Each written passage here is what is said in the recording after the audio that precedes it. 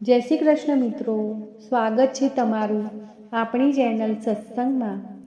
આજે આપણે સાંભળીશું પુરુષોત્તમ માસ અધ્યાય 29મો સંધ્યાકાળના નિયમો અને ભાગ્યશાળી ભીલડી।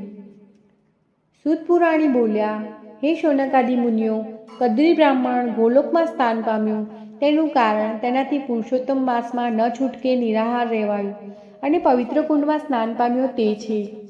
હવે ભગવાન નારાયણને નારદજીએ પ્રશ્ન પૂછ્યો, આપે સવારે પૂજા કરવાની વિધિ વગેરે આગળ જણાવ્યું, પણ દિવસના ઉત્તર ભાગમાં વ્યક્તિએ શું કરવું જોઈએ તે જણાવવા કૃપા કરશો।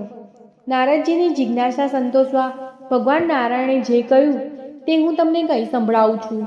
સવારે ધ્યાન પૂજા કર્યા પછી મધ્યાહને પંચમહાયજ્ઞો કરવા, અન્ન બલિદાન મૂકવું, મહેમાનને જમાડવા, કાગડા કૂતરા અને ગાયોને અન્નદાન કરવું, ઉપરાંત સંન્યાસી અને બ્રહ્મચારીઓને ભિક્ષા આપવી, પૂર્વ દિશામાં મોં રાખીને ભોજન કરવું, ભોજન કરતી વખતે કોઈની નિંદા ન કરવી, મન પ્રસન્ન રાખવું અને આસન ઉપર બેસવું, યોગીઓએ 8 કોડિયા, વાનપ્રસ્થે 16 કોડિયા, ગૃહસ્થ્રમીએ 32 કોડિયા, બ્રહ્મચારીએ જેટલું પીરસ્યું હોય તેટલું ભોજન કરવું, વાસી અને નિષેધ ખોરાક ખાવો નહીં, જમ્યા પછી કોગળા કરવા, જમ્યા પછી પાણી લઈને મંત્ર ભણી અંજલિ મૂકવી, અગસ્ત્ય મુનિને યાદ કરવા, શ્રી કૃષ્ણ ભગવાનનું ધ્યાન ધરવું, સૂર્ય અસ્ત થવાની તૈયારીમાં થાય ત્યારે નદીએ જઈને સ્નાન કરવું, ઘેર આવી ફરી હાથ પગ ધોઈ સાયં સંધ્યા કરવી।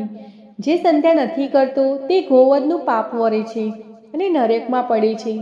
સંધ્યા કરતી વખતે ગાયત્રી મંત્ર ભણવું, દિશાઓના દેવતાઓને નમસ્કાર કરવા, સંધ્યા કાર્ય પછી થોડું જમવું અને પછી સૂઈ જવું, પોતાને ત્યાં પૂર્વ તરફ મોં રાખવું, સસરાને ત્યાં દક્ષિણ તરફ મોં રાખવું અને પ્રવાસમાં દક્ષિણ તરફ મોં રાખીને સૂઈ જવું, ઉત્તર દિશાએ મોં રાખીને કે ગાદલા ઓશિકા વિના કદી પણ સૂઈ જવું નહીં, સૂતી વેળા વિષ્ણુ ભગવાન અને પંચઋષિઓનું ધ્યાન ધરવું, પહેલો અને છેલ્લો પ્રહર વેદાભ્યાસમાં, બાકીના 2 પ્રહર જ સૂવું, માંસ અને દારૂનો ત્યાગ કરવો, પરસ્ત્રી સાથે સમાગમ ન કરવો, બીજા ધર્મની નિંદા ન કરવી, આ બધા નિયમોનું પાલન કરનાર વ્યક્તિ સંસારમાં સુખ ભોગવી વૈકુંઠ લોકને પામે છે।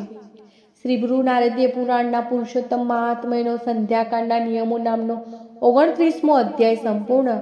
હવે પુરુષોત્તમ માસની પાવન કથા વાંચીએ। ભાગ્યશાળી ભીલડી। બોલો પુરુષોત્તમ ભગવાન કી જય। એક ગામમાં બ્રાહ્મણ અને બ્રાહ્મણી રહે।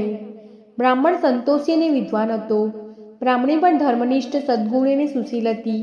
કોઈના દુઃખે દુઃખી થનારા અને પરોપકારી જીવ હતા। આમ તો બધી વાતે સુખ હતું, પણ તેમને સંતાન નહોતું, આથી તેઓ મનમાં દુઃખી થતા। ભગવાનની મરજી માની મોટું મન રાખતા। મોટી ઉંમરે ભગવાને તેમની સામે જોયું। બ્રાહ્મણીએ એકી સાથે 2 પુત્રોને જન્મ આપ્યો। બ્રાહ્મણ બ્રાહ્મણી ઘણા ખુશ થયા। આ ખુશાલીમાં તેમણે ઘણું દાન પુણ્ય કર્યું। બંને બાળકો તંદુરસ્ત હતા, લાડકોડથી બંને ઉછળતા હતા। આમ કરતાં 5 વર્ષના થયા ત્યારે એકાએક બંને માદા પડી ગયા। એવા માદા પડ્યા કે ઊભા જ ન થયા। સારા વૈદ્યોએ ઈલાજ કર્યા, પણ તેનું કોઈ સારું પરિણામ ન આવ્યું।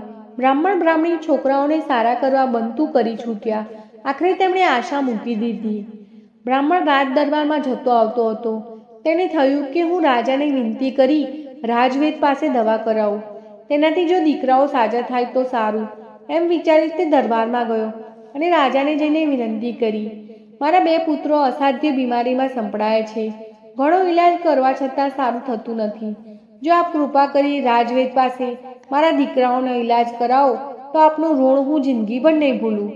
બ્રાહ્મણ પોતાની વાત રાજાને કહી રહ્યો હતો તે વેળાએ ગાલો મુનિનું આગમન થયું।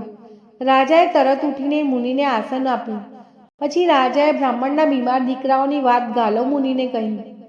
તેનો કોઈ ઉપાય બતાવવા રાજાએ ગાલો મુનિને સૂચવ્યું।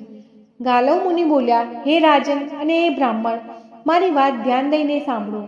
જે નારીએ પૂર્ણ શ્રદ્ધા સાથે પુરુષોત્તમ માસમાં ગંગા સ્નાન કર્યું હોય, પતિવ્રતા ધર્મ પાળ્યો હોય, દાન દક્ષિણા આપી હોય, ગૌરો કરી હોય, કોઈ પાપ ન કર્યું હોય, તેવી પુણ્યશાળી નારી જો આ બાળકો ઉપર ગંગાજળ છાંટે તો તેઓ તરત જ સાજા થઈ જાય।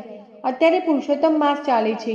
પુરુષોત્તમ ભગવાનની માયાનો પાર નથી, તેમની પ્રસન્નતાથી બધા સારાવાના થઈ જશે। રાજાએ ગામમાં ઢંઢેરો પીટાવ્યો, પણ કોઈ નારી સંપૂર્ણ નીતિ નિયમોને પાડનારી ન નીકળી। રાજાએ ચારે બાજુ સેવકો દોડાવી। એવી સર્વગુણ સંપન્ન નારીની તપાસ કરાવી.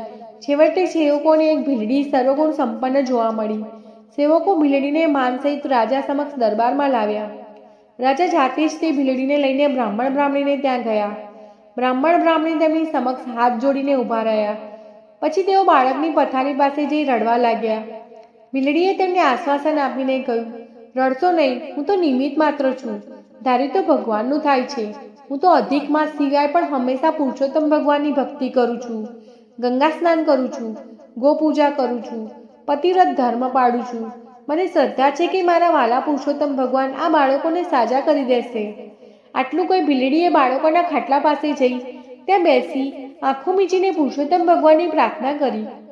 પછી ઊભા થઈ હાથમાં જઈ જળ લઈ બાળકો ઉપર જળનો છંટકાવ કર્યો. 3 વખત જળની અંજલિઓ જઈ પુરુષોત્તમ ભગવાનના ઉચ્ચાર સહિત નાખતા જ બંને બાળકોમાં ચેતનતા આવવા લાગી. તેઓ ભાનમાં આવ્યા. જાણે અપૂર્વ ચેતનાનો સંચાર થયો હોય તેમ બંને બાળકો એકદમ પથારીમાંથી ઊભા થઈ ભીલડીને પગે લાગવા લાગ્યા. ભીલડીએ તેના માથે હાથ મૂકી આશીર્વાદ આપ્યા. બ્રાહ્મણ બ્રાહ્મણી અને રાજા ભીલડીને પગે પડ્યા. ભીલડીએ ત્રણેયને આશીર્વાદ આપ્યા અને ત્રણેયને પુરુષોત્તમ માસનું વ્રત કરવાનો સંકલ્પ કરાવ્યો. રાજાએ ભીલડીને 500 સોનામોર બક્ષિસમાં આપી. પતિવ્રતા અને સદગુણી સ્ત્રી ધારે તે થાય, તેને પ્રભુ કૃપા ઘણી બોલે તે સિદ્ધ થાય. બોલો પુરુષોત્તમ ભગવાન કી જય.